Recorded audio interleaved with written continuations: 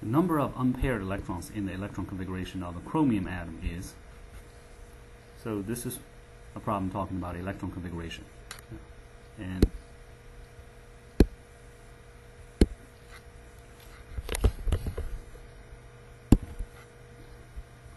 we're dealing with chromium atom. So let's take a look at it. On the periodic table, chromium has an atomic number of 24. That means a neutral chromium atom would have 24 electrons in it. And let's do the electron configuration. 1s2, 2s2, 2p6, 3s2, 3p6. Remember before the 3d. 4s comes in first, and then 3d, 20 electrons, 4 left to put on there. Normally, this would be the electron configuration of chromium. However, chromium is not a normal atom. Instead of having this setup, what happens to chromium is that instead of having 4s2 it's 3d4,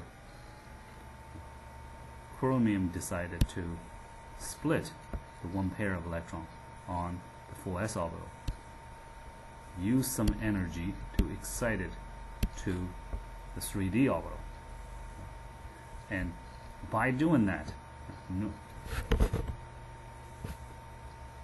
now the 3d orbital is half filled, and this earned chromium some extra stability, and the extra stability, the lowering energy, is more than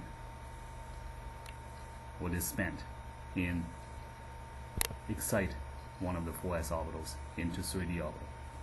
So in general, it was worth its time to put one electron up. So instead of having a 4s2 3d4 electron configuration, which only has 4 unpaired electrons, and as you can see, all the way through 4s2 orbitals are completely filled and no unpaired. So instead of having this, chromium atom would have a 4s1 3d5 half filled electron configuration. Now, the splitting of the two 4s electrons now created 2 more unpaired electrons. So instead of 4, now we have 1 plus 5, as the 1 on 4s orbital would be unpaired, and all 5 on the 3d orbital. Now remember, 3d has 5 degenerate orbitals, and electrons would occupy these degenerate orbitals with the same spin unpaired first. So 1 plus 5, that's 6 unpaired electrons on a chromium atom.